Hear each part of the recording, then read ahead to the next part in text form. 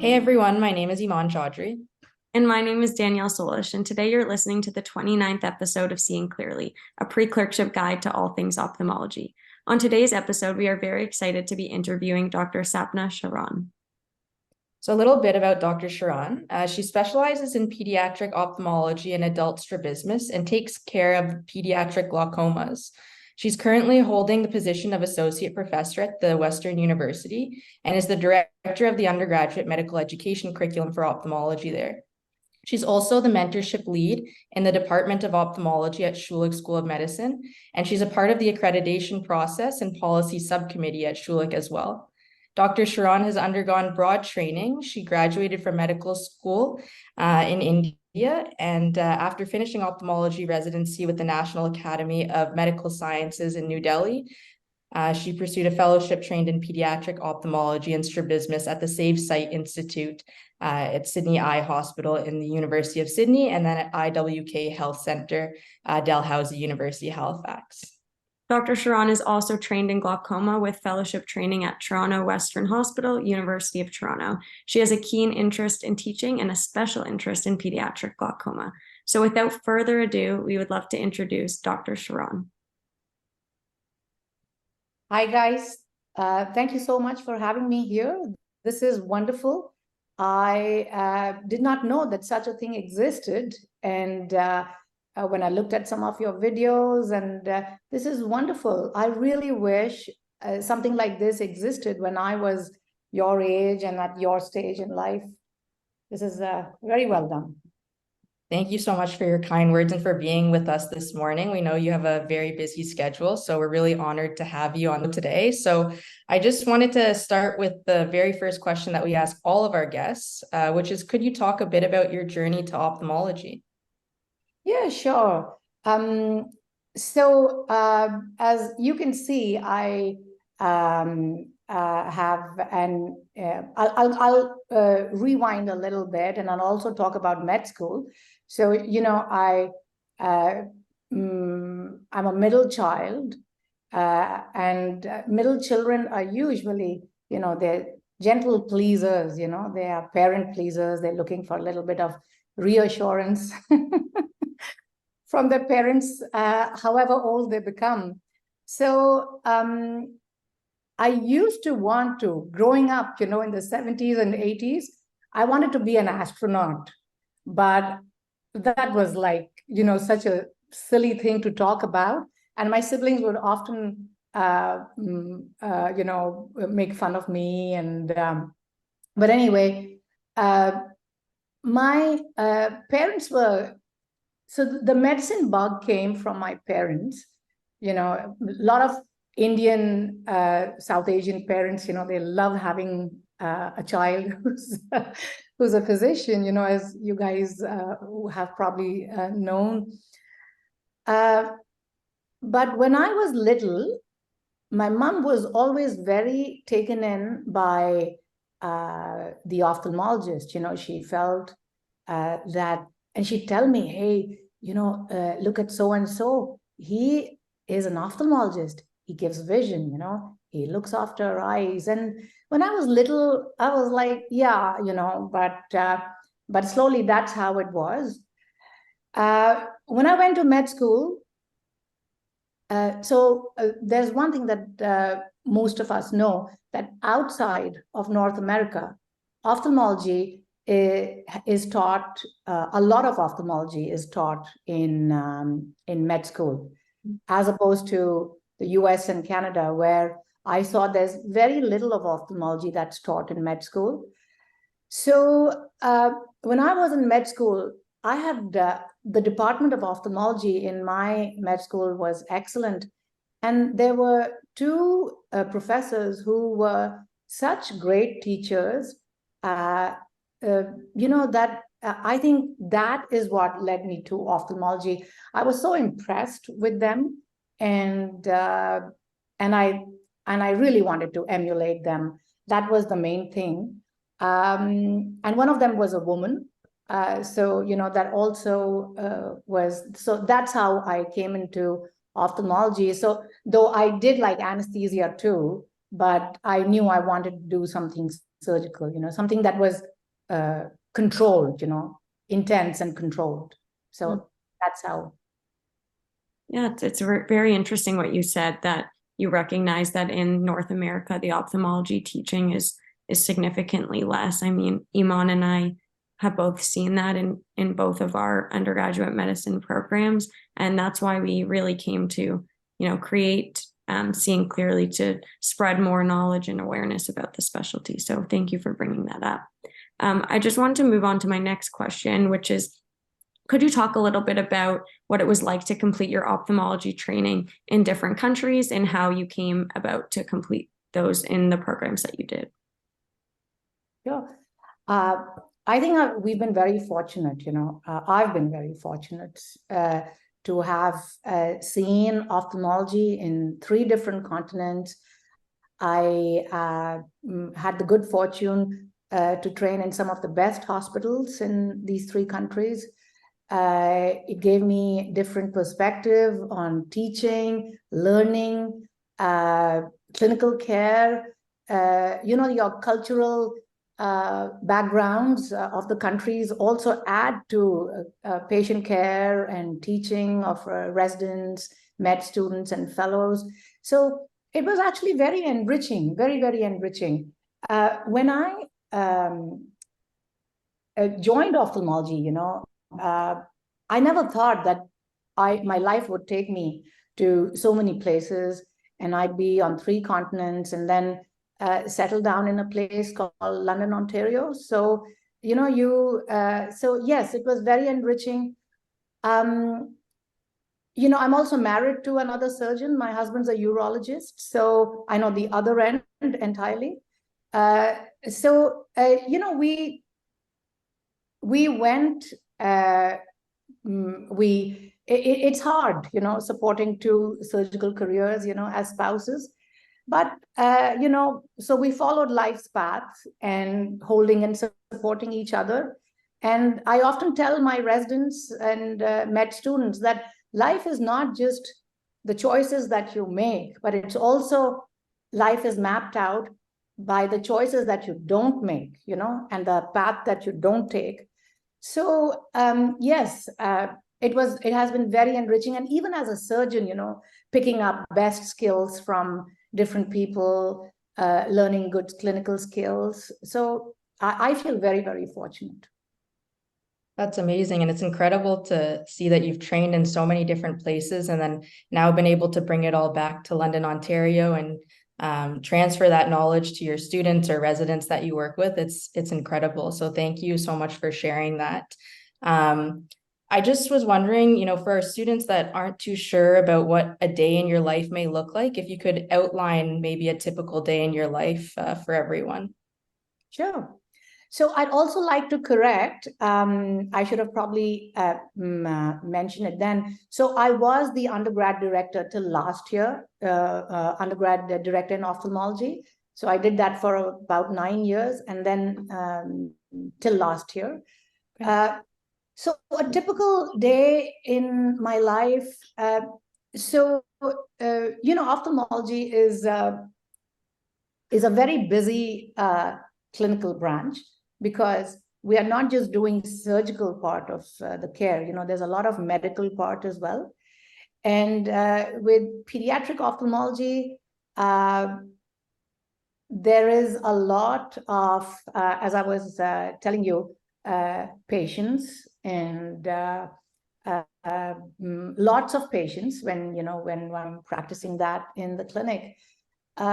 So a typical day, when I have full day clinics, so a full day clinic is full day. It begins at 8:30 and continues on till, so we see patients till about 4:30. But then, typically we have students and residents with us, and there's teaching after that.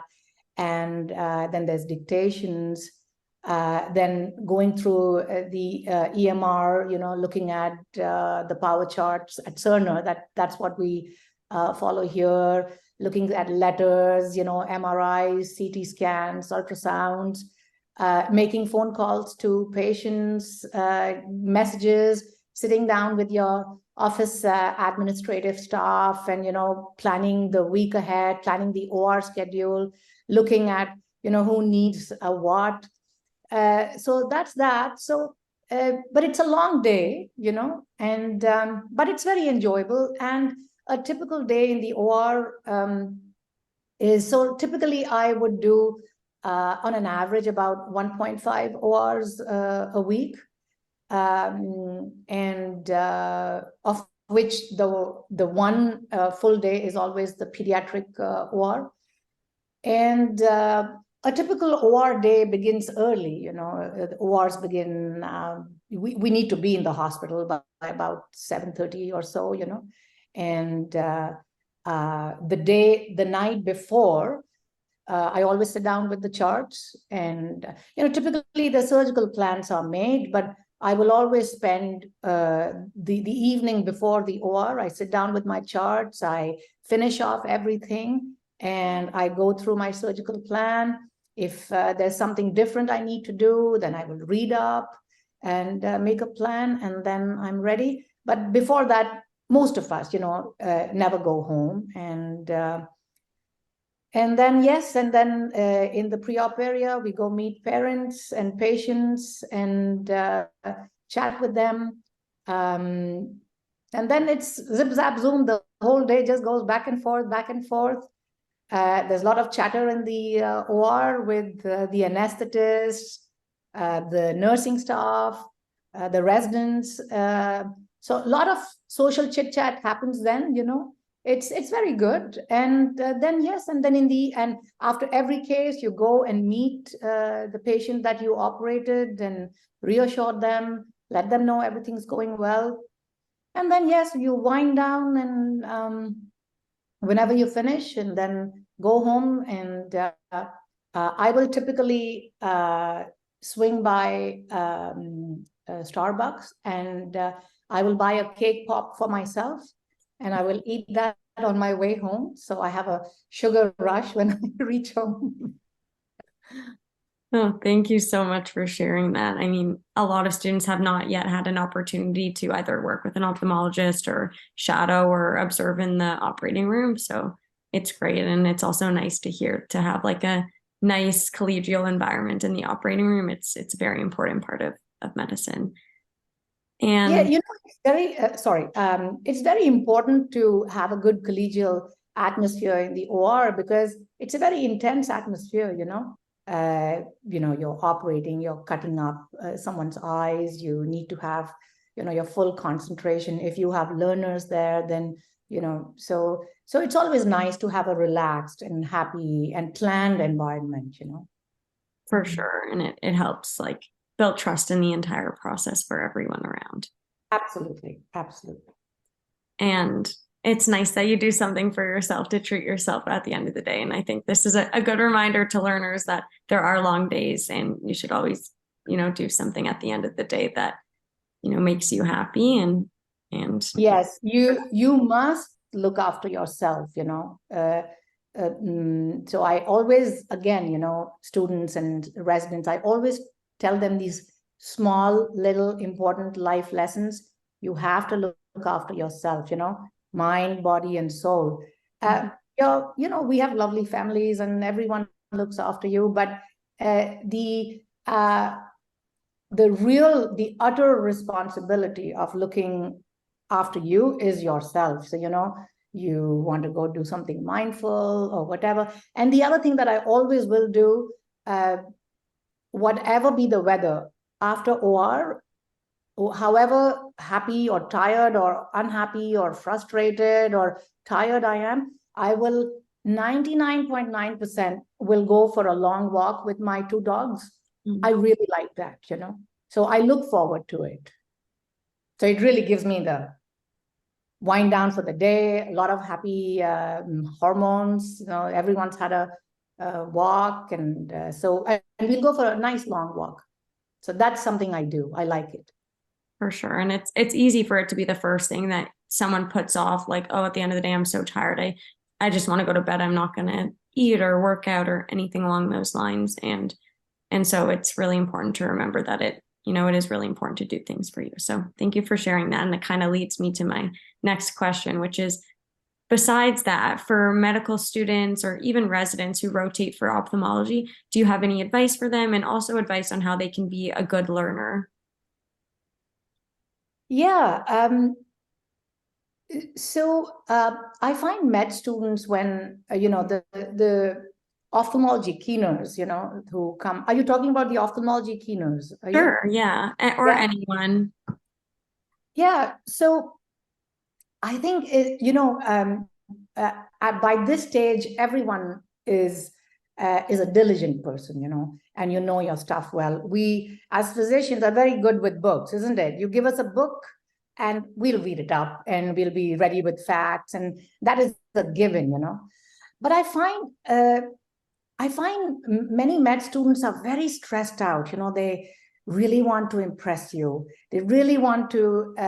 I find many of them are so they're so stressed out with it that you can see that they're pounding the pavement really hard. I don't think you need to do that. Uh, be your be truthful. I always tell you youngsters, be nice people, be a good human being. It shows. It's very see-through. It's very easy to pick up. Be a good human being, listen, be respectful, be collegial. Those things are very important, very, very important. And even during your time in the clinic, apart from impressing on the staff that you know the subject well, you've read well, you know the techniques, say, you know how to use the slit lamp well, or you know how to use the indirect well. But, gratitude and compassion to your patients, to your colleagues, your teachers, at work, at home. These are very important things. I think some of these are the biggest skills that you can have. These are not soft skills. I think these are what make and break you in your career as well. And of course, this is a given that you're reading well and you're working hard. But some of these things are very important, and staff can see through, can see very easily. Well, I mean, thank you so much for that honest and insightful advice for our learners. I think it's really easy for medical students to get lost in, the books and to get lost in impressing everyone, that it's really nice to take a step back and hear that advice from you, and even hear how you take care of yourself or take care of your patients after being in practice for so long. It's really reassuring to see that you can still do that even with a busy career. So thank you so much for letting our learners know that, and for being so honest with us today. With that, we've kind of wrapped up all of our academic questions. And so now we move into a more fun segment of the episode, which is our Would You Rather segment. So I'll start with the first question here, which is, would you rather not know what you're doing tomorrow for 10 years or know exactly what you're doing every day for the next 10 years? Oh my God, that is so easy. I need to know what I'm doing every day. You have to understand, as ophthalmologists, we are very focused, very constipated people. So we have to know, must. And that is me. I need to know. I'm a bit of a control freak. I think it would actually be easier to know what you're doing for the next 10 years in comparison to now, where your schedule is constantly changing every week. Oh my God. I couldn't survive. I'd die. Yeah, it's especially in medicine, it feels impossible to not know what you're doing every day. Oh, absolutely. Absolutely. And then my question, which I might know the answer to because of what you have said earlier, but I will ask it. Would you rather it be summer long all year, but you're not able to go outside, or it be winter all year round, but you're able to go outside?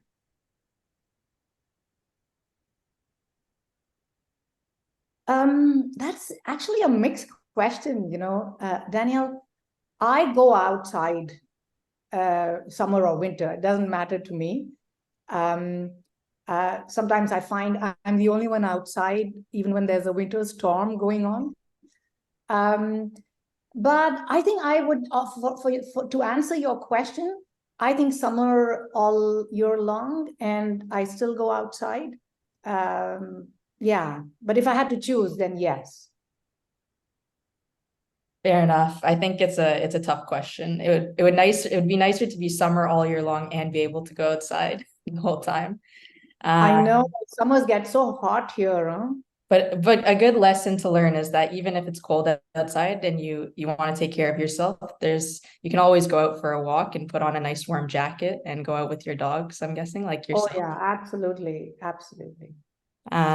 But with all of that, I just wanted to say thank you so much for joining us today. We've kind of wrapped up all of our questions now. And so to our audience, I wanted to say thank you so much for listening to this episode of Seeing Clearly, which is our pre-clerkship guide to all things ophthalmology.